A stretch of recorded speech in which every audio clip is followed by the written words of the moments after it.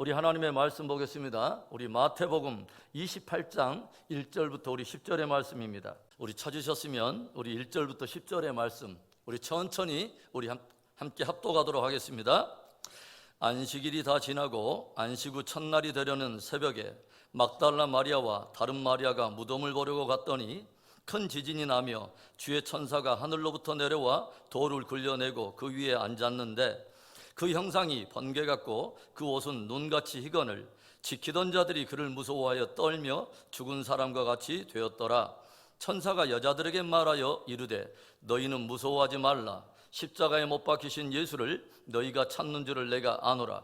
그가 여기 계시지 않고 그가 말씀하시던 대로 살아나셨느니라. 와서 그가 누우셨던 곳을 보라. 또 빨리 가서 그의 제자들에게 이르되 그가 죽은 자 가운데서 살아나셨고 너희보다 먼저 갈릴리로 가시나니 거기서 너희가 배우리라 하라. 보라, 내가 너희에게 일렀느니라 하거늘 그 여자들이 무서움과 큰 기쁨으로 빨리 무덤을 떠나 제자들에게 알리려고 다름질할세. 예수께서 그들을 만나 이르시되 평안하냐 하시거늘 여자들이 나아가 그 발을 붙잡고 경배하니 이에 예수께서 이르시되 무서워하지 말라. 가서 내 형제들에게 갈릴리로 가라 하라. 거기서 나를 보리라 하시니라. 아멘. 한번 선포하겠습니다. 주님이 부활하셨습니다. 다시 한번 또 우리 인사 나눌 때 오늘 큰 은혜 받읍시다. 그리고 우리는 꼭 이 인사를 하죠. 두 주먹을 불끈 쥐고 끝까지 승리하십시다. 아멘. 아멘. 인류의 역사는 예수 그리스도를 중심으로 BC와 AD로 나뉩니다. BC는 Before Christ의 약자로서 예수 그리스도 이전의 역사를 말하는 것이며 AD는 아노 도미네, 즉 예수 그리스도 이후의 역사를 말하는 것입니다. 예수님을 중심으로 역사가 나누어진다는 것은 역사의 한 중심에 예수 그리스도가 계시며 그리고 또 역사의 한 중심에 예수 그리스도의 십자가와 부활이라고 하는 분수력이 있다고 하는 것이죠. 비단 역사뿐이겠습니까, 여러분? 모든 인생에게 있어도 예수 그리스도는 중심이시고 그 중심에 십자가와 부활이 있는 것입니다. 하나님께서 당신을 이 땅에 버리신 그분의 정확한 뜻을 알고 계셨던 예수님께서는 유월절이 이르자 주님께서 드디어 골고다에 올라 십자가에 못 박혀 죽으심으로 모든 인생들을 위한 속죄를 이루십니다. 예수님께서 거친 호흡을 내쉬며 십자가 위에서 주옥같이 던지셨던 7마디의 말씀을 가리켜 우리는 가상칠언이라고 말을 해요. 그 가운데 아주 주옥과 같은 한마디의 말씀이 있죠. 테텔레스타이라고 하는 말입니다. 다 이루었다. 다 이루었다. 주님은 비탄하고 절망에 빠지면서 나는 이제 끝장났다. 나는 이제 끝이다 라고 말하지 않았어요. 주님은 다 이루었다 말씀하십니다. 그 말씀은 죄인이 되어 영원토록 형벌받은 인생들로 멸망하지 않고 믿어 영생을 얻게 하신 하나님의 복음을 주님이 십자가로 다 성취하셨다고 하는 말이죠. 그리고 예수님의 보배로운 피가 하나님의 심판적인 공의를 마침내 충족시켰다고 하는 놀라운 확증의 사건이기도 한 것이죠. 바로 그 하나님의 공의를 충족시켰다고 하는 그 확증이 성소 안에서 일어나죠. 그것이 무엇입니까? 성소와 지성소를 가로막고 있는 그 두텁고도 견고한 휘장이 위에서부터 아래로 찢어져 버린 것입니다. 아래로부터 위로 누군가 사람에 의해서 찢어진 것이 아니라 위로부터 아래로 한가운데가 성소의 그 지성소를 가로막고 있는 휘장이 찢겼다고 하는 것이죠. 모든 인생들의 죄악을 아들에게 담당시키신 하나님께서 그 아들의 희생을 이제 받으심으로 말미암아 그동안 죄로 말미암아 하나님의 영광 앞에 나오지 못한 모든 인생들에게 그 아들을 힘입어서 나오도록 하나님께서 친히 휘장을 찢어버리신 것입니다. 그래서 이제 모든 인생들이 하나님 앞에 나아갈 수 있는, 담대히 나아갈 수 있는 구원의 길, 은혜의 길, 생명의 길, 축복의 길이 열린 것입니다. 이제 그렇게 십자가에서 속죄의 피를 흘리시고 돌아가신 예수님의 시신은 아리마대 요셉이라고 하는 사람이 파놓은 새 무덤에 안치가 되고 사람들은 큰 돌을 굴려서 예수님께서 계신 그 무덤 입구를 봉하여 굳게 닫아두게 되죠. 그리고 대제사장과 제사장들, 종교 지도자들은 빌라도 총독에게 찾아가 경비하는 군사들을 붙여서 예수님의 무덤을 굳게 지키도록 단속까지 해두었습니다. 그리고 안식 후 첫날이 되었을 때 새벽 미명에 몇몇 여인들이 예수님의 시신이 썩지 않도록 하기 위해서 향품을 가지고 무덤 입구에 도착했을 때의 일입니다. 이때 갑자기 그곳에 큰 지진이 일어나면서 무덤을 동한 돌이 천사들에 의해서 굴러가 무덤이 열리고 이 일로 큰 두려움에 빠져 있는 그 여인들에게 천사가 들려준 말은 가히 충격적인 말이었습니다. 6절의 말씀, 그가 여기 계시지 않고 그가 말씀하신 대로 살아나셨는지라. 와서 그가 누우셨던 것을 보라. 여러분 한번 따라해 봅시다. 그가 살아나셨느니라. 다시 한번 선포해 봅시다. 그가 살아나셨느니라. 여러분, 예수님은 살아나셨습니다. 그렇다면 예수님이 다시 살아났다고 하는 그 의미는 무엇입니까? 예수님의 부활이 저와 여러분에게 어떤 의미가 있습니까? 첫째로는 우리들의 속죄에 대한 확증과 우리의 의를 증거하는 증거가 된다고 하는 것이죠. 예수님께서 이 땅에 오신 이유는 하나님의 뜻을 따라 멸망할 수밖에 없는 인생들을 구속하려고 오신 바로 속죄를 이루려고 오셨다고 하는 것이죠. 그래서 율법이 요구하는 대로 십자가에서 피 흘려주심으로 속죄가 성취된 것이며, 이때 성소의 휘장이 위로부터 아래로 찢어짐으로 하나님께서 마침내 아들의 피가 당신의 공의를 충족시켰다고 하는 것을 하나님이 친히 증거해 주셨다고 하는 거죠. 그런데 여러분 생각해 보세요. 만일에 모든 일이 바로 여기에서 끝이 난다면, 십자가로만 끝이 난다면 어떻게 될까요? 예수님께서 십자가의 죽으심으로만 끝이라면 그 일이 진짜 죄인들의 죄를 위한 속죄라고 하는 것을 어떻게 우리가 증거를 얻을 수 있겠어요? 그리고 만일 예수님의 십자가가 죄인들의 속죄를 위한 것이요, 그로 인해서 휘장이 찢어짐으로 인해서 그것을 증거한다 해도 여기가 끝이라면 저와 여러분에게 그것이 무슨 의미가 있겠냐는 거예요.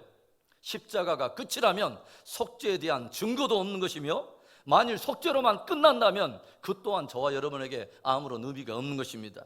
그런데 예수님께서 장사 지낸 지 사흘 만에 부활하심으로 예수님이 죽음이 곧 저와 여러분의 속죄에 대한 증거가 되고, 그 보혈과 십자가가 믿는 우리들의 의롭다함의 증거가 됨을 확증하게 되었다고 하는 것이죠. 죄의 싹은 사망이다 라고 성경은 확실히 들려줘요. 죄의 싹은 사망이다. 만일 예수님의 부활이 없다면 우리들은 심지어 예수님의 의에 대해서 확신할 수 있는 길이 없고, 저를 믿는 자가 하나님 앞에서 의롭다는 그 증거를 얻는다는 확신을 얻을 수가 없다고 하는 것이죠.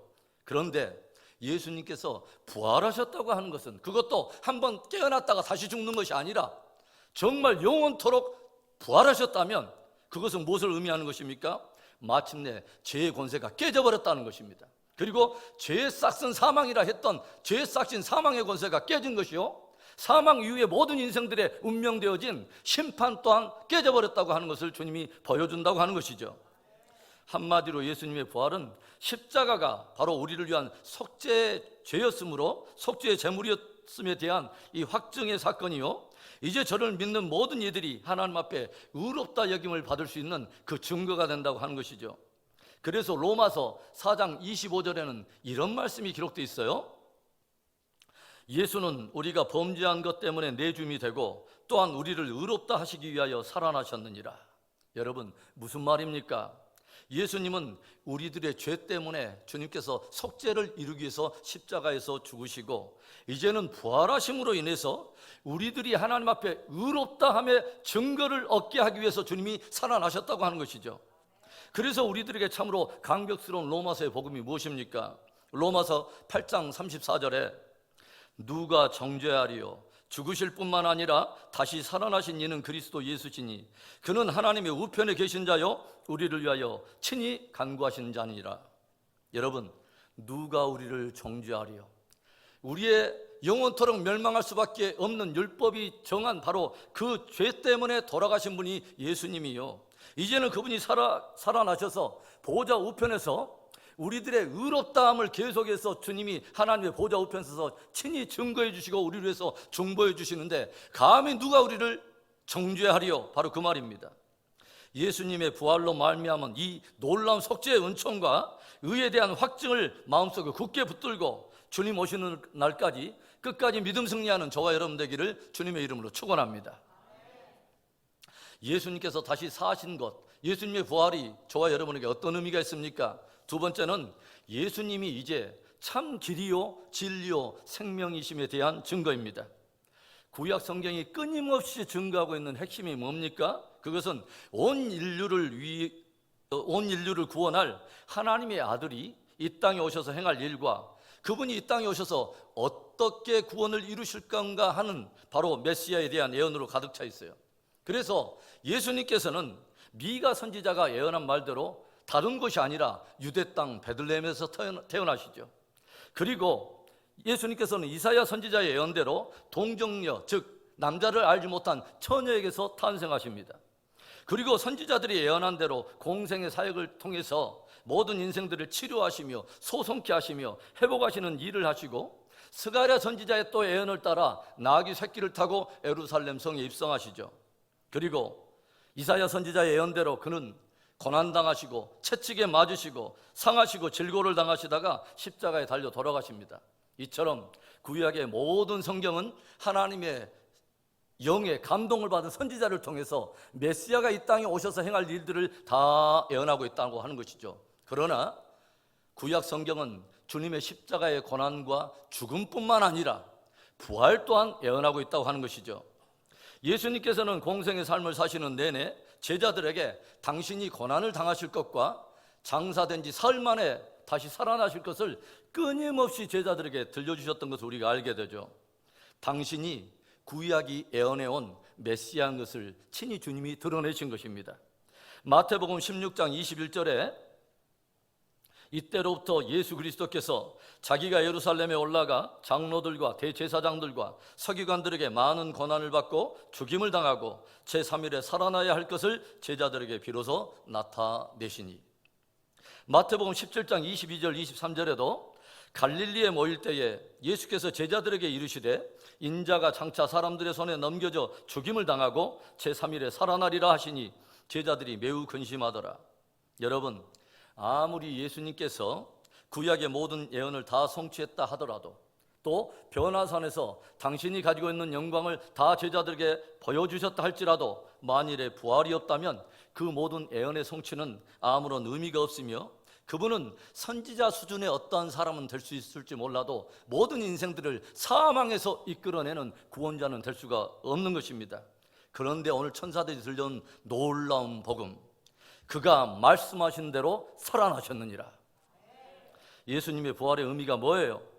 바로 예수님이 하나님이 모든 인생들로 믿어 구원 얻게 하시려고 이 땅에 보내신 하나님의 아들이시며 그가 모든 인생들을 이끌어갈 길과 진리와 생명이 되시는 것과 이제 그분이 살아계셔서 하늘과 땅을 영원토록 다스리는 만왕의 왕, 만주의 주요, 또 다시 오실 이 땅의 주님 것을 증거하고 있다고 하는 것입니다.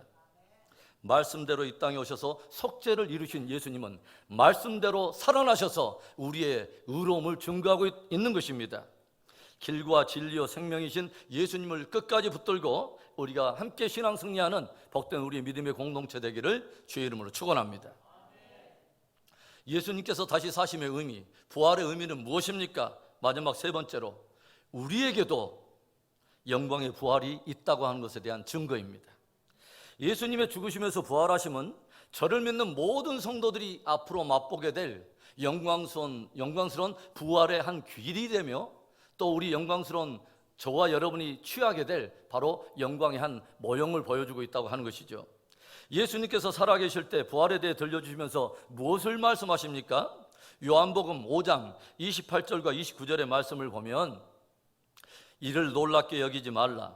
무덤 속에 있는 자가 다 그의 음성을 들을 때가 오나니 선한 일을 행한 자는 생명의 부활로, 악한 일을 행한 자는 심판의 부활로 나오리라. 예수님께서 당신의 부활만을 말씀하신 것이 아닙니다.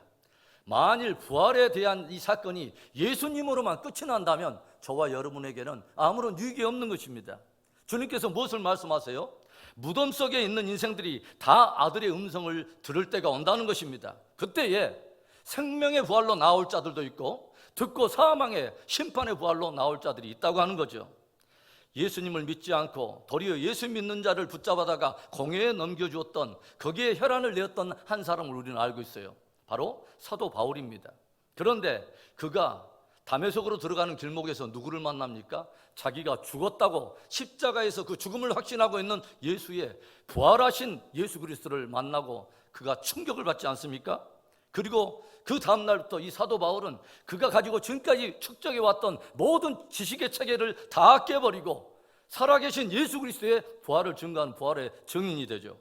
그가 모든 교회에게, 성도들에게 도전하는, 증거하는 말이 무엇입니까? 고린도전서 15장 51절과 52절의 말씀, 보라, 내가 너희에게 비밀을 말하노니 우리가 다 잠잘 것이 아니요 마지막 나팔에 순식간에 호련히 다 변화되리니 나팔 소리가 나매 죽은 자들이 썩지 아니할 것으로 다시 살아나고 우리도 변화되리라. 사도 바울은 자신이 알게 된 온 영혼을 충격에 빠지게 만드는 놀라운 사실을 주의 성도들에게 들려줘요. 우리들은 영혼이 죽는 것이 아니라는 것이요, 영혼이 자는 것이 아니라는 거예요. 예수님의 재림과 더불어 울려 퍼지는 마지막 나팔 소리에 창세 이후에 주 안에서 죽은 자들이 먼저 무덤에서 일어나고, 그리고 살아서 믿는 자들은 몸이 신령한 몸으로 변화돼서 공중에서 우리가 다 주님을 맞이하게 된다고 하는 것이죠. 여러분, 예수님의 부활의 의미는 곧 저와 여러분에게도 영원하고도 영광스러운 부활이 있다는 거예요. 여러분은 믿으십니까? 그렇다면 이 영광스럽고 이 황홀한 영원한 이 부활의 소망을 가진 저와 여러분은 어떻게 살아야 할까요? 부활의 주님은 제자들을 다시 모으기 시작하세요. 오늘 마태복음 28장 10절의 말씀, 이에 예수께서 이르시되 무서워하지 말라, 가서 내 형제들에게 갈릴리로 가라 하라, 거기서 나를 버리라 하시니라.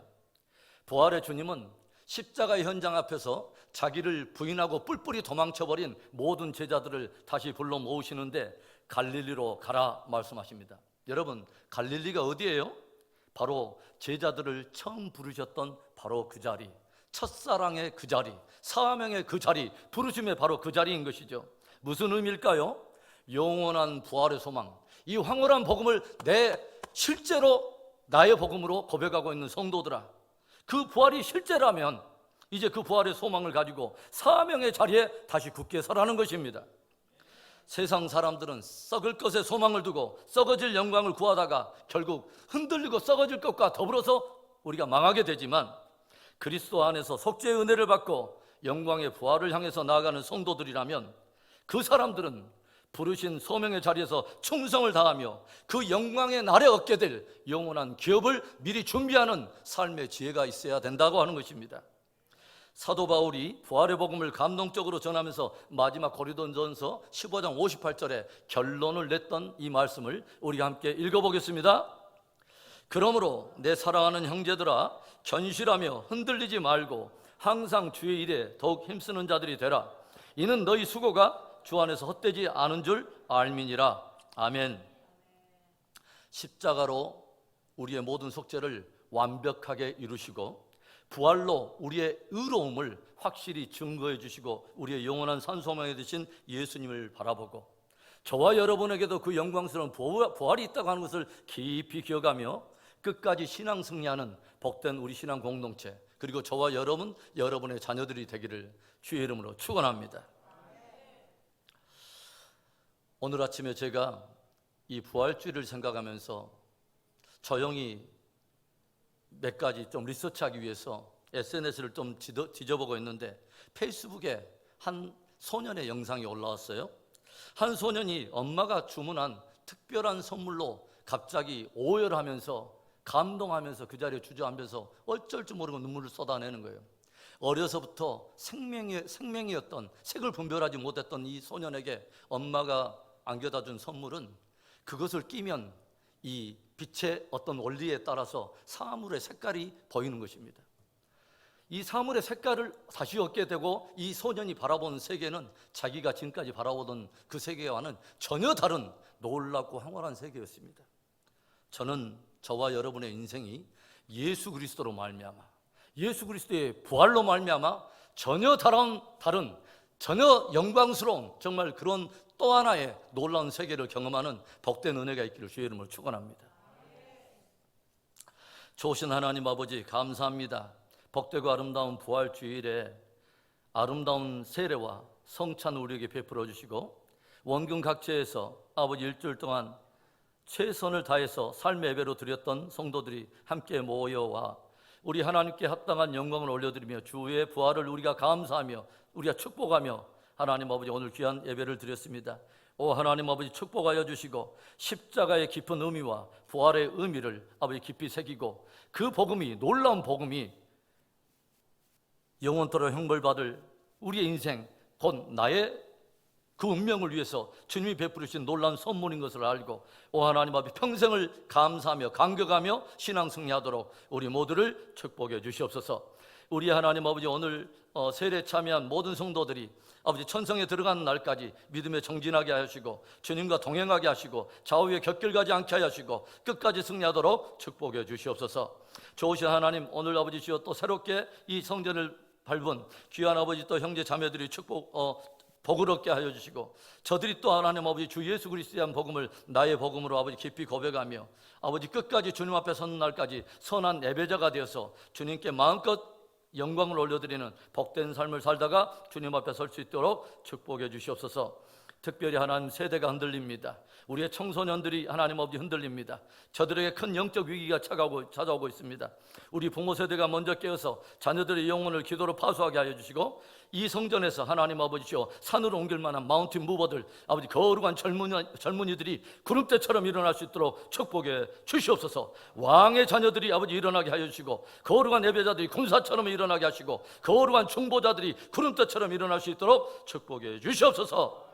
이제는 우리 구주 예수 그리스도의 은혜와 하나님 아버지의 극진하신 사랑하심과 성령 하나님의 인도내주 축복 교통하심의 은혜가 오늘 귀한 하나님의 놀라운 영광의 복음을 나의 복음으로 고백하고 또 예수님의 부활이 있음과 같이 나의 부활이 있음을 알고 평생을 주님과 함께 동행하며 주께 영광 올리는 그런 삶을 결단하며 나아가는 이 자리에 모인 모든 성도들과 저들의 가정과 자녀들과 생업의 터전 위에 이제부터 영원토록 함께 하옵시기를 간절히 축원하옵나이다.